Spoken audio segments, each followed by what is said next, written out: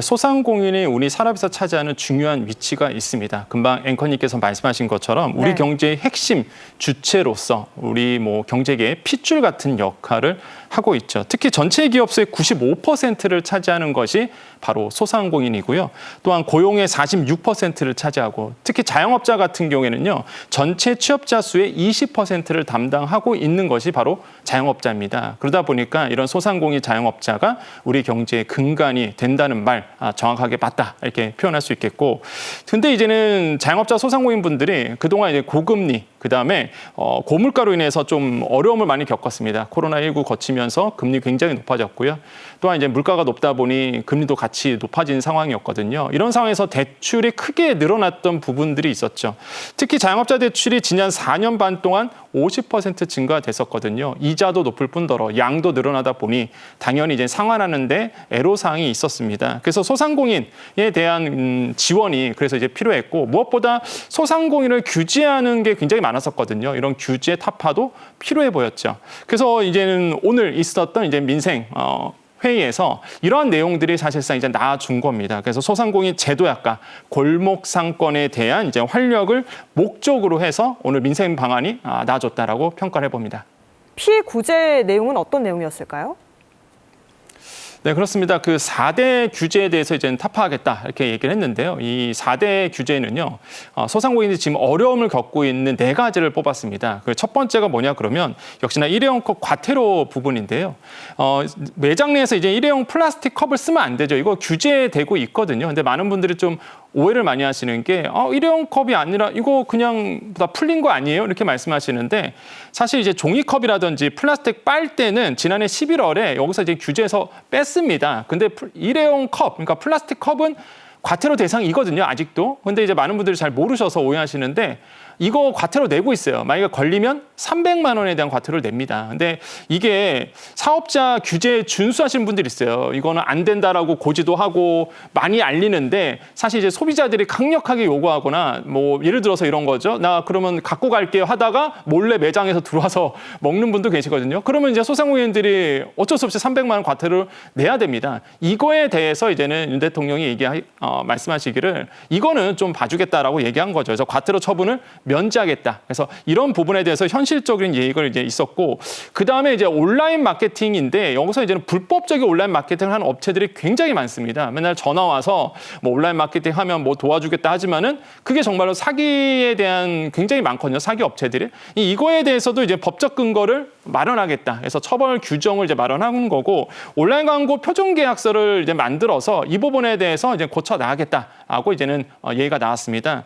그다음에 이제 노쇼 방지에 대한 부분인데, 이 노쇼 방지를 이제 소상공인 입장에서, 그러니까 소상공인에게 책임을 전가하는 것이 아니라 정부 차원에서 대응을 이제 마련하겠다라고 이제 얘기가 나왔었고요. 구체적인 위약금 기준이라든지 아니면은 부가 유형 마련인데, 이런 겁니다. 바로 그 예약 보증금 제도인데요. 일단 보증금을 확보해서 사실상 노쇼가 방지되죠.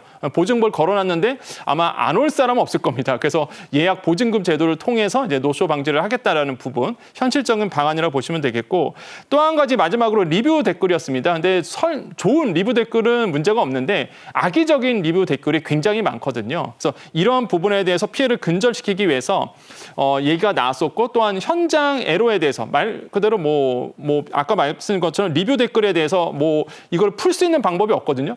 네이버라든지 아니면 플랫폼 기업에다가 이거 지워주세요 해서 지워주는 것도 아니고요. 그래서 자영업자들이 애를 먹고 있습니다. 그래서 이런 거를 현실적으로 풀어줄 수 있는 이제 현장 애로 접수센터를 운영하겠다는 거죠. 그래서 이런 접수센터를 통해서 실제 악의적인 리뷰나 댓글을 지원할 수 있도록, 이런 것들이 이제 현실적인 4가지 방안이 이제 민생 토론회에서 이제 나왔던 내용이다. 이렇게 정리해드립니다. 앞으로 지역 활력을 제고하기 위해서 어떤 방안들이 나왔을까요? 그럼 가장 중요한 게 사실 골목 상권에 살려내는 거고, 이제 내수가 돌아가게끔 하는 게 이제 가장 중요한 거거든요. 그래서 오늘 이제 민생 토론에서 나왔던 내용 중에서 인상 깊은 게 바로 앵커 스토어를 이제 육성하겠다라는 겁니다. 그러니까 앵커 스토어는 뭐냐면, 예를 들어서 한 골목 상권이 있으면요, 사람들이 그 골목 상권에 많이 찾아올 수 있도록 하나의 스토어, 하나의 상점이 인기를 끄는 겁니다. 그래서 아마 한마디로 주도적인 역할을 하는 거죠. 그래서 이런 앵커 스토어를 통해서 사람들이 그 골목 상권 사람 그 골목에 찾아오게 되고 그러면 그 골목에 찾아온 사람이 다시 또 주위로 퍼지거든요. 그래서 이런 앵커 스토어를 만들어 나가겠다는 부분도 이제 오늘 이제 민생통에서 나왔었고 또한 창의적인 어떤 소상공인이라든지 기업인을 이제 육성하겠다는 부분도 오늘 이제는 토론회장에서 나왔던 내용입니다. 또한 이제 지역 소상공인에 대한 구조적인 변화가 있어야 되거든요. 사실 이제는 경쟁력 있는 소상공인들을 낳아줘야 되기 때문에 이런 구조적 변화를 통해서 지역의 정체성을 살리고 그 다음에 이제 브랜드를 강화할 수 있는 이런 어떤 성장할 수 있는 어떤 소상공인을 만들어나겠다 이런 어떤 측면에서 이제는 대안이 나왔다 이렇게 좀 보시면 되겠습니다. 또 한 가지 눈에 띄는 것은 민간 주도로 해서 상권을 살리겠다는 거거든요. 아마도 이제 정부의 어떤 세금을 써서 아니면은 정부 지원금을 통해서 인위적으로 끌어올리는 것이 아니라 민간 주도로 해서 상권을 살리게끔 유도하겠다라는 부분. 그래서 필요한 부분들이 바로 이제는 인력입니다. 그래서 이번에 나왔던 게 상권 기획 전문 인력이 있어요. 이거 자격증도 있고요. 그다음에 상권 기획자 있거든요. 그래서 상권을 활성화 있고 상권을 잘 이해하는 분들, 그런 전문가가 1,000명 정도를 이제는 육성을 합니다. 2027년까지. 이분들이 이제는 골목 상권에 가면서 영세 소상공인들을 도와주는 거죠. 한마디로 멘토와 멘티가 돼서 서로 이제 1대1로 이제 이끌어주고 그다음에 나아갈 방향을 제시한다는 부분. 이런 점에서 이제는 이런 상권 분석이라든지 상권 전문가 1,000명을 양성한다는 부분은요. 일자리도 만들 수 있고 또한 무엇보다 이제 청년들이 이런 어떤 자격증이라든지 이런 어떤 새로운 잡에 또 도전할 수 있는 기회가 열리기 때문에 저는 좋은 방안 중에 하나다라고 말씀을 드립니다.